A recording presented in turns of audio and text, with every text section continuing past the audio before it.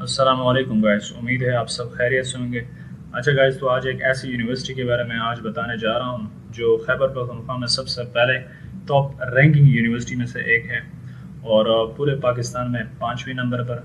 और अगर पूरे एशिया की बात की जाए तो 149 नंबर पर है ये यूनिवर्सिटी। तो दरअसल वो यूनिवर्सिटी कोई और नहीं, अब्दुल वली खान यूनिवर्सिटी मरदानी की यूनिवर्सिटी है और इसको 2009 में बनाया गया था। तो इसके अंडर ग्रेजुएट और पोस्ट ग्रेजुएट के एडमिशन स्टार्ट हो चुके हैं। तो इस वीडियो में मेरे साथ आप बने रहिएगा। तो जितने भी इंफॉर्मेशन मैं आपको इस वीडियो में दूंगा, सबसे पहले मैं आपको कैंपस के हवाले से दूंगा कि इसके कितने कैंपस हैं और कौन कौन से कैंपस कौन कौन से डिपार्टमेंट्स ऑफर करती है और उसके हवाले से। उसके बाद मैं वीकेंड प्रोग्राम्स के हवाले से आप लोगों को आगाह करूँगा कि वीकेंड प्रोग्राम होते क्या हैं और कौन कौन से प्रोग्राम्स उसमें होते हैं। यानी कि डिप्लोमास या डीवीएम में किसी ने अप्लाई करनी हो, 3 ईयर जो डिप्लोमा होता है, इसको दरअसल ये जो है वीकेंड प्रोग्राम्स है। तो इसमें मैं भी आप लोगों को इसके के साथ आगाह करूँगा। तो उसकी एलिजिबिलिटी क्राइटेरिया जो है पूरे अंडर ग्रेजुएट और पोस्ट ग्रेजुएट के लिए जिन्होंने अप्लाई करनी है उसके हवाले से आप लोगों को बताऊँगा। और उसके बाद आपको रिजर्व सीट्स के हवाले से आगाह करूँगा कि आप रिजर्व सीट्स पर किस तरह अप्लाई कर सकते हैं। तो अगर अभी तक आपने मेरे इस चैनल को सब्सक्राइब नहीं किया तो काइंडली मेरे इस चैनल को सब्सक्राइब कीजिएगा ताकि मज़ीद इस तरह की वीडियोस आप सब तक पहुंच सके। तो शुरू करते हैं आज के हमारे इस वीडियो को। सबसे पहले मैं आप लोगों को बताता चलूँ कि अंडर ग्रेजुएट के एडमिशन स्टार्ट हो चुके हैं। ये देख लें, मल्टीपल कैंपस की अगर हम बात करें तो इसमें 4 कैंपसेस हैं। गार्डन कैंपस जिसको कहते हैं ये भी मरदान में है। मेन कैंपस की अगर हम बात करें वो मरदान में है। शहीद रशीद हुसैन कैंपस, पाबी नौशेरा और टमरगीरा कैंपस, ये 4 कैंपस दरअसल मरदान यूनिवर्सिटी के हैं। और उसके बाद अगर हम नीचे आएँ, ट्रांसपोर्ट और हॉस्टल के फैसिलिटीज़ में हैं इसमें। और उसके बाद ये फाइनेंशियल एड एंड स्कॉलरशिप्स, यानी किस किस स्कॉलरशिप्स के लिए आप अप्लाई कर सकते हैं। स्टूडेंट वेलफेयर एंडोमेंट फंड है, दरअसल ये डिसेबल्ड स्टूडेंट्स के लिए भी है। स्कॉलरशिप फॉर पोजीशन होल्डर्स के लिए भी है, ऐसा स्कॉलरशिप भी है। ये जितने भी स्कॉलरशिप्स हैं आप देख रहे हैं, ये तमाम स्कॉलरशिप्स यूनिवर्सिटी ऑफर करती है। उसके बाद नीचे आते हैं अंडर ग्रेजुएट यानी 4 ईयर का प्रोग्राम जो है।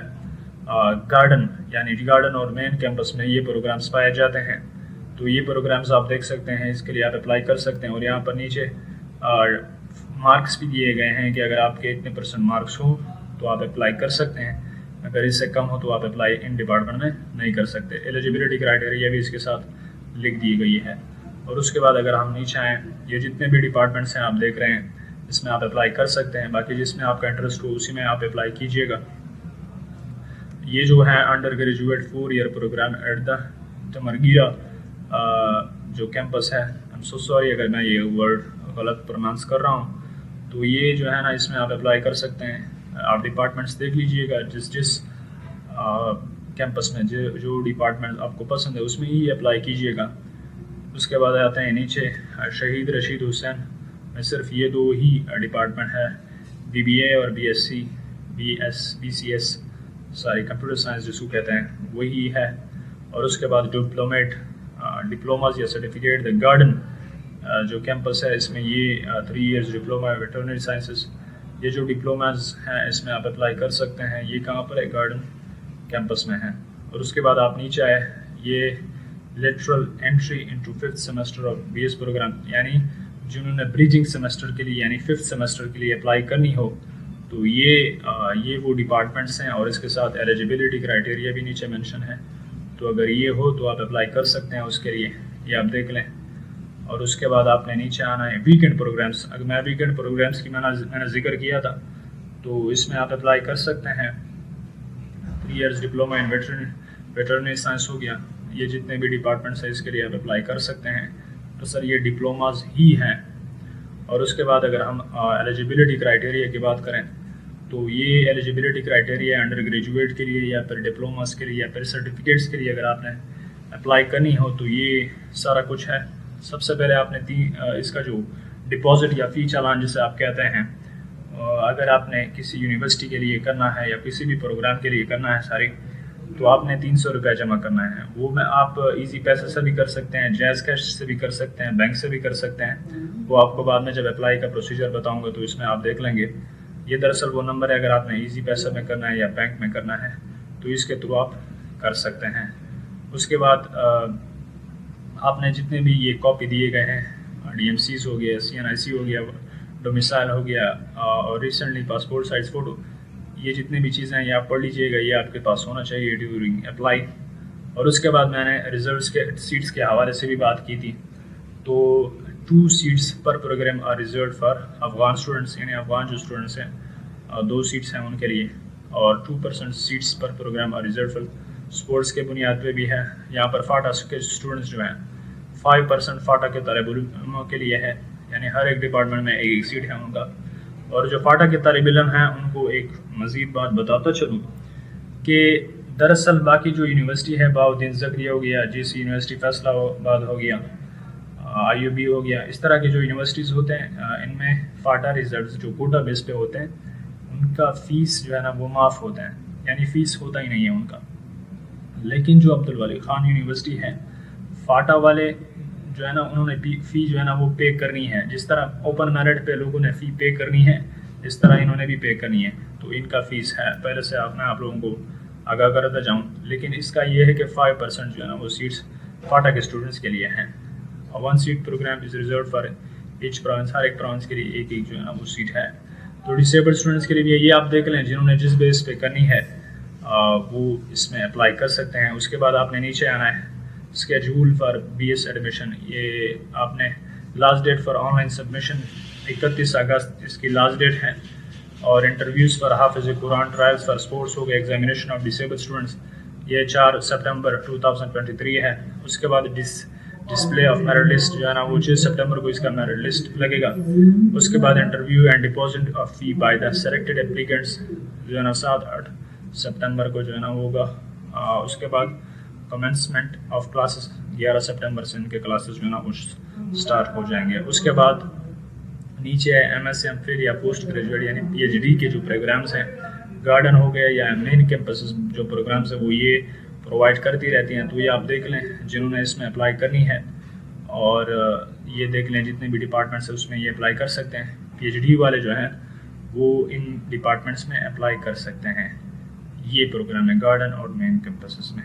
तो ये थी जितने भी इंफॉर्मेशन थी वो मैं आपको बता दी। तो अभी चलते हैं जो अप्लाई का प्रोसीजर है वो मैं आप लोगों के साथ शेयर कर देता हूँ। तो सबसे पहले आपने गूगल पे आना है, गूगल पे आपने सर्च करना है AW, ये ऊपर आप देख सकते हैं।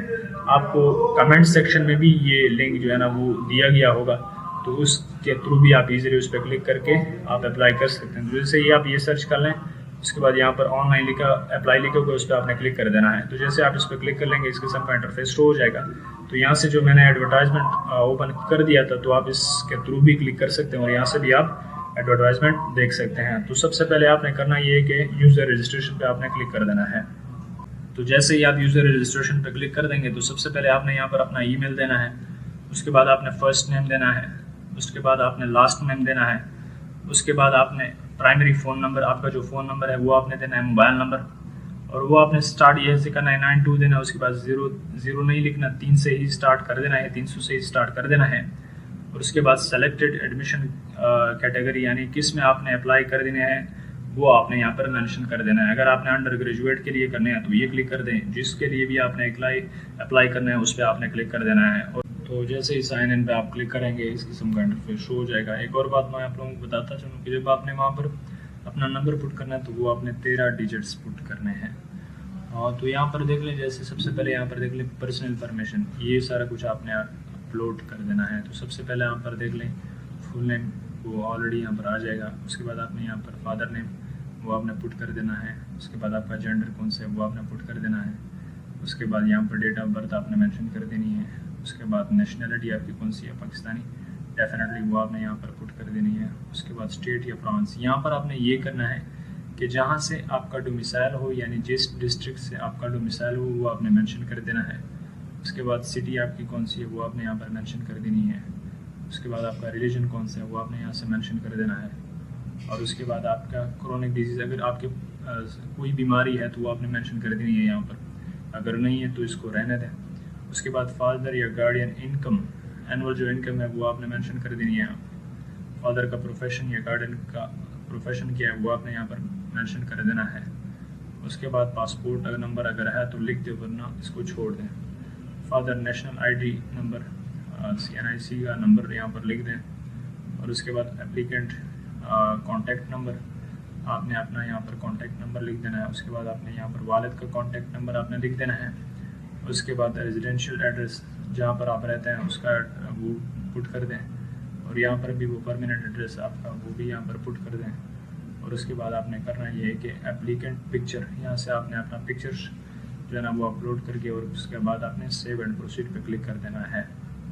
और उसके बाद जैसे ही आप पर्सनल इन्फॉर्मेशन पुट कर देंगे, यहाँ पर देख लें एकेडमिक इन्फॉर्मेशन, अब आपने ये अपलोड कर देना है सर। तो यहाँ पर आपने करना है ऐड एजुकेशन पे क्लिक। तो जैसे ही आप ऐड एजुकेशन पे क्लिक कर देंगे तो सबसे पहले आपने यहाँ पर डिग्री लेवल मेंशन कर दिया है, मैट्रिक आपने कर देना है। और उसके बाद SSC साइंस आप लिख दें, और उसके बाद बोर्ड, जिस बोर्ड से आपने की है वो आपने मेंशन कर देना है। उसके बाद इंस्टीट्यूट मेंशन कर देना है, किस इंस्टीट्यूट से आपने की है। उसके बाद आपने 10th का रोल नंबर लिख देना है। उसके बाद आपने ग्रेडिंग सिस्टम क्या है, मार्क सिस्टम था बिल्कुल।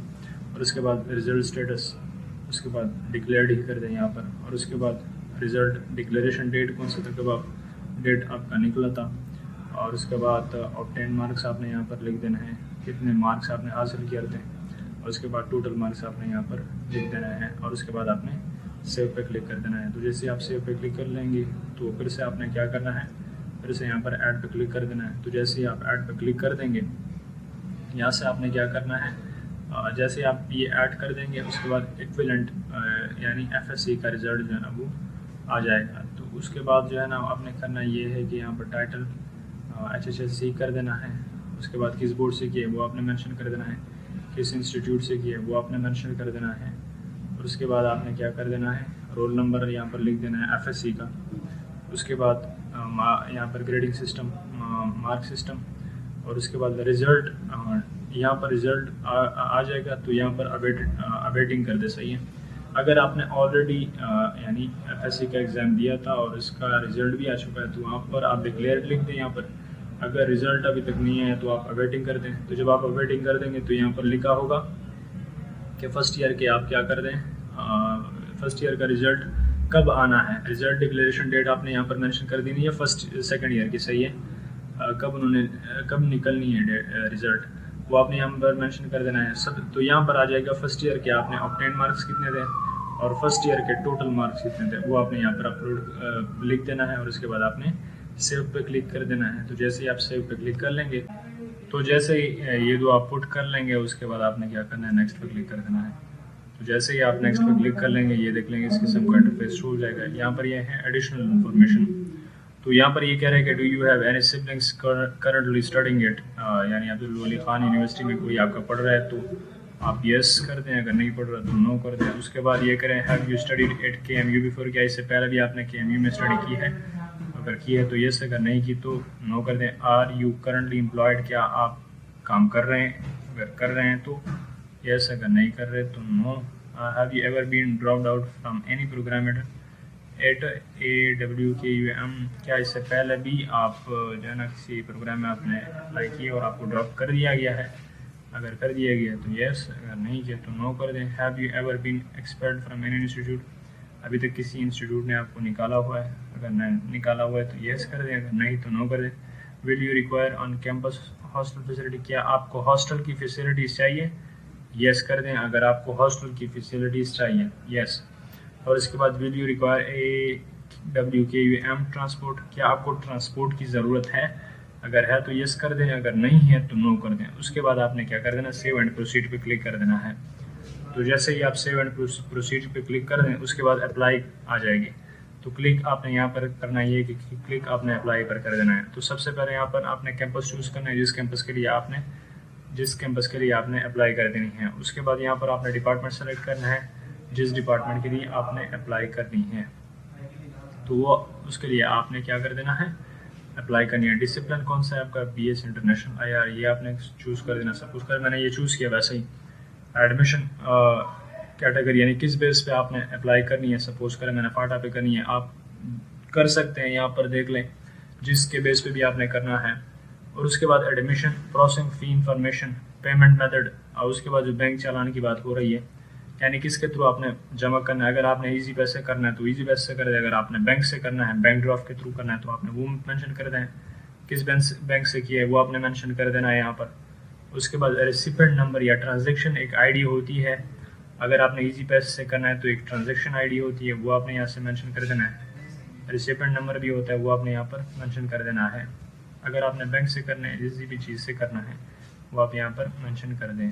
उसके बाद आपने अमाउंट वो आपने लिख देना है कितनी की है आपने, और उसके बाद डेट आपने क्या कर देना है, यहाँ से कब आपने जमा की है वो आपने यहाँ पर लिख देना है। और उसके बाद डिपॉजिट स्लिप आपने यहाँ पर चूज़ कर देना है, और उसके बाद अप्लाई पे क्लिक कर देना है। तो आपकी जो अप्लाई है वो कम्प्लीटली तौर पर हो चुकी है। एक और बात आप लोगों को बताता चलूँ, अक्सर जब आप किसी यूनिवर्सिटी में अप्लाई करते हैं तो ऑलरेडी उनका चालान होता है, बस वो आपने प्रिंट करना होता है और आपने क्या करना है, बैंक में जमा करना होता है। दरअसल इसका जो चालान है वो आपने खुद ही जनरेट करना है। वो जो नंबर दिए गए थे, बैंक का नंबर भी दिया गया था, इजी पैसा का भी दिया गया था, तो उस पर आप कर सकते हैं और जो स्क्रीनशॉट है वो आप ले सकते हैं। इसी तरह आप बैंक चले जाएं, वहाँ पर आपने फॉर्म लेना है और फिर वो नंबर आपने ऊपर लिख देना है जो यहाँ पर दिया गया है वेबसाइट पे, और उसके बाद आपने वो वहाँ पर बैंक में जमा कर देना है। वो वहाँ पर जमा कर लेंगे और वो जो रसीद है वो आपने अपने साथ ले आना है, और ये जितने भी इंफॉर्मेशन है उसके थ्रू आपने अपलोड कर देना है। तो अगर अभी तक आपने मेरे इस चैनल को सब्सक्राइब नहीं किया तो काइंडली मेरे इस चैनल को सब्सक्राइब कीजिएगा, और अगर कोई भी कन्फ्यूजन हो रिगार्डिंग अप्लाई तो आप मुझसे रब्ता कर सकते हैं। Thank you so much for watching.